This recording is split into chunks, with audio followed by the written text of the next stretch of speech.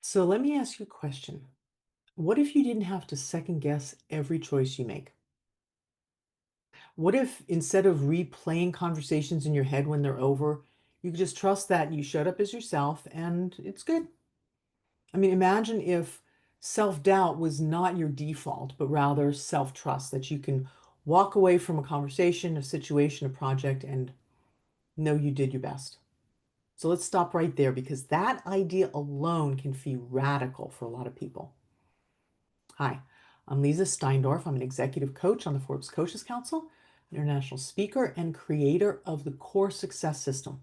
And here we lean into clarity, ownership, resolution, and excellence to shift how we live and also how we lead. Because when you put those four pieces together, you stop outsourcing your life and you start living it from the inside out. You stop perceiving and expecting from outside of yourself looking in and letting yourself generate the life you want to live. And I'll tell you, for myself, I was the absolute queen of second guessing. Because I was brought up to not trust myself. I was told that I didn't know what I was talking about. And when I grew up, I'd understand. Well, that played my years in my mind, even years after I'd grown up. So I'd walk out of a meeting replaying everything I said. I'd lie awake wondering, if I should have said this, if I should have handled it differently.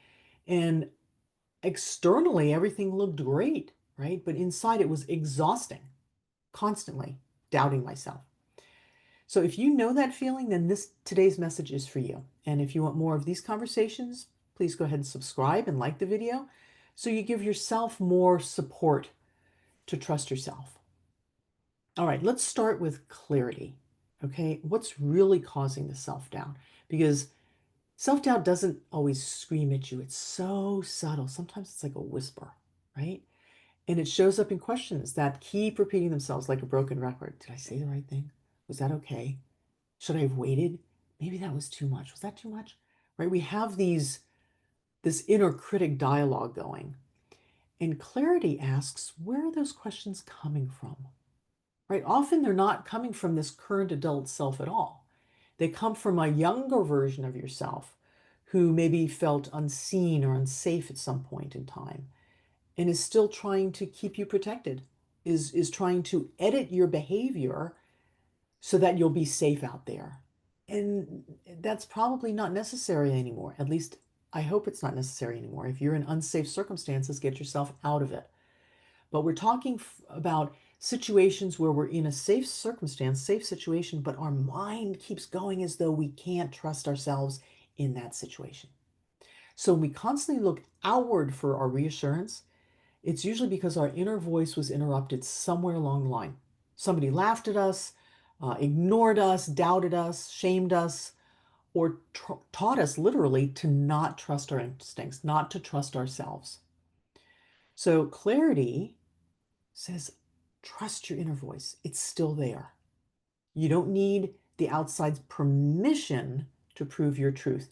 You can listen to people and you try it on, say, I wonder if that, yeah, I guess I could have done that differently, and ask for input. What do you think about how that went? And they give you input and you think, yeah, I guess I could have probably done that. Or no, but you're coming from that inner state of trusting yourself.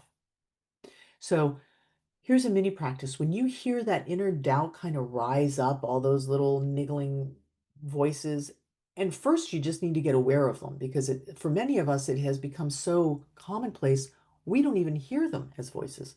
We just think that's who we are. But we've learned that. So you can ask yourself, is this my adult self speaking? Is this me now speaking? Or is it an older version of myself trying to keep me safe? And just posing that question, you don't even have to change anything, but just naming that possibility brings clarity. Okay, so let's talk about ownership. And the way that I define ownership is really taking 100% responsibility for your experience, for your thoughts, your beliefs, your behaviors, not responsibility for others, and not control over circumstances, right? It's owning your experience. So here's the thing. When you want to trust yourself, it's not something that you work at and then finally after years, it's perfect. You've got trust. It doesn't work that way. It builds. You start with one small thing. And for those who maybe have had no trust in themselves, it could be something very small, like just a decision of what clothes to wear that day, or what restaurant to suggest for lunch at work, or what have you. Small things that you can trust, and then you build and you build. So trust is built in the mess ups, it's built in the mistakes that we make, and we trust that we did our best anyway. So think about it. Maybe this is the case for you. You don't trust your friends because they're perfect, right? You trust them because they've been present. And even when they've disappointed you, they show up again. Or when they make mistakes, they're still there, right? And then that's what builds the trust. So it's the same thing with self-trust. You build it by keeping these small promises to yourself. And if you fail, if you go into a circumstance, you say, this time I'm really going to say something. And if you don't, that's okay. Then maybe write it down or say it next time or call the person or Zoom them and say, there's something I wanted to say, but I didn't say it. So give yourself grace that you have these intentions and these ideas that you can act on. And when you do act on them, you're building that trust in yourself. So you can say, I may not have all the answers, but I'm still the one that I trust to ask the question, and then go with that, right? I remember once, long time ago, I had a really big client and I had no idea how to deliver. And I was so uncertain about what to do. And I was working with a partner actually. And inside, I just panicked. I did not know what to do. And I chose to trust myself that I'd figure it out. And so I did. And it was not perfect. And I remember my partner saying, Are you sure about that? And I was like, Well, I think so. And then, so there were a couple, bumps along the way, but in the end, it felt really good because finally, when I did something and they're like, Are you sure? I was like, Absolutely, I'm sure. So it took a while for me to realize that I could rely on myself, but it was that follow through that really mattered more than my fear. It was me acting on what I felt was right in that situation. So ownership says, I'm with myself no matter the outcome. I'm not going to abandon me, right? That's not arrogance, that's integrity. So here's a mini practice for you. Today, make one small promise to yourself. It could be drinking water when you wake up or before you have coffee, or promise to take a break every hour and take 5 minutes and step outside. Whatever it is, make a promise and then keep it. And each one of those promises that you keep builds. It's like putting money in a bank. And every time you put something in that trust bank, it builds and it grows taller and taller and bigger and bigger. Okay, let's talk about resolution and the big word, the should word, right? And how can we let go of shoulds? So, resolution, the way that I define it, is when we align our values and what we believe in with our actions, right? When we have this integration. And here's what's so. Most of our self-doubt isn't even about us. It's about somebody else having given us expectations and us trying to live up to that. A lot of us don't even know what we expect of ourselves because we haven't taken the time to know our own values or our own belief systems and gotten to know what we really want. And we hesitate because we're afraid that that um, rule book that was written for us by society or family or culture or religion or what have you, education, that we're not acting accordingly, that we're going to disappoint the rule book, right? So resolution is where you take that book and you put it down. You can read it if you want to, but put it down and you write your own book. That you resolve, you align your values, your expectations, your wants, your beliefs with how you're being in the world. Yeah. So it can sound something like, this choice may not make sense to you, but it's mine. If you need to say it out loud.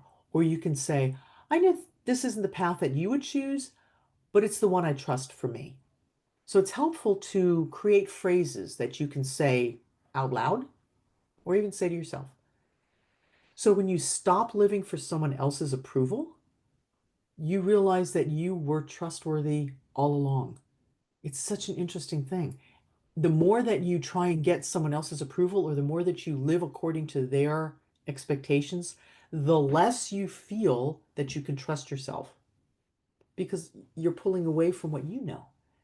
And so the more steps you take, small ones at first, then bigger ones, you can say it out loud or say it to yourself, then you can start trusting yourself. And that gets so solid. And then it becomes your default. It's amazing. And I'm a perfect example because I never trusted myself.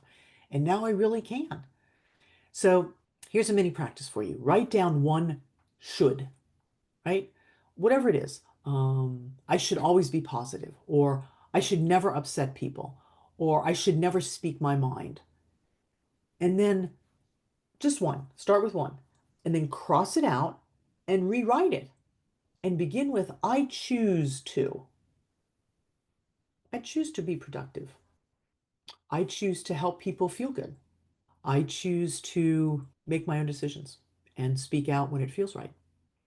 So when you reframe those shoulds, there's a lot of freedom in that shift. I think you'll be amazed if you try that out. Okay, let's talk about excellence. And excellence, the way that I define it, is it's knowing and acting coming from the highest and best within yourself. And that doesn't mean you're perfect, doesn't mean it's polished and without any faults or anything, but it's really anchoring in that highest and best that you know of yourself and then being in the world from that place. So we've all been taught that safety comes from control. You got to control your plans. We got insurance. We want things to be predictable. But honestly, safety is not external, it's internal because circumstances change, as we've seen with so many different things in our external world. So when you can build that safety within yourself, that's what's solid. That's really strong. So excellence is knowing that no matter what happens, you will show up for yourself. And that is worth so much. It sounds it sounds so simple, but to show up for yourself no matter what, and that even if those plans fall apart or circumstances change, that you will not abandon yourself. So this isn't about being right, and it's not about proving anything. It's about being reliable to yourself. And maybe you never had anybody else that you could rely on. And maybe you only can rely on yourself. But maybe you can do that from a different place now. Maybe you can do it with the ease of knowing that you're trustworthy. Not that you're alone in the world, but that you can trust yourself.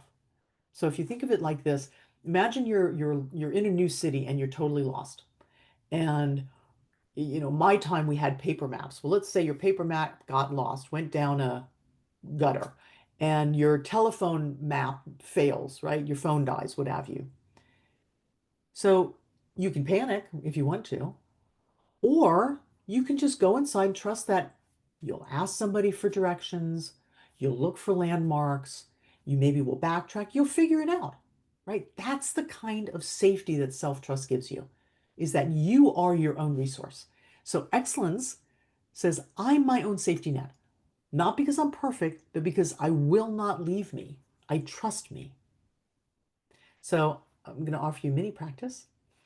Each night this week before you go to sleep, and I often offer mini practices before you go to sleep because when that's the last thing your mind and your spirit, your body takes in, it it resonates, it works itself through your system. So whisper to yourself, no matter what tomorrow brings, I trust myself to meet it. And you set yourself up for that next day that way. Whatever comes, I trust myself to meet it. Okay, so let's bring this all together. So clarity helps you see where doubt really comes from. Ownership lets you build trust through practice, not perfection, right? So owning your experience. Resolution frees you from those shoulds, all that guilt that in the first place weren't yours. We took that on, right? And then excellent reminds you that safety is already within you. You can rely on yourself. So self-trust isn't about never doubting again. It's about knowing that even if you were to doubt, that you will keep showing up, that you are consistently reliable. That's how you build self-trust. Okay, if this conversation helped you reconnect maybe with your own inner compass, I'd love for you to stay part of this space. Subscribe to the channel if you want to hear more, or share this video with someone or like it, because maybe there's other people you know who are second guessing themselves and would really like to start trusting themselves. So until next time, remember, you are capable, you are wise, and you are worthy of your own trust. Thank you. Be well.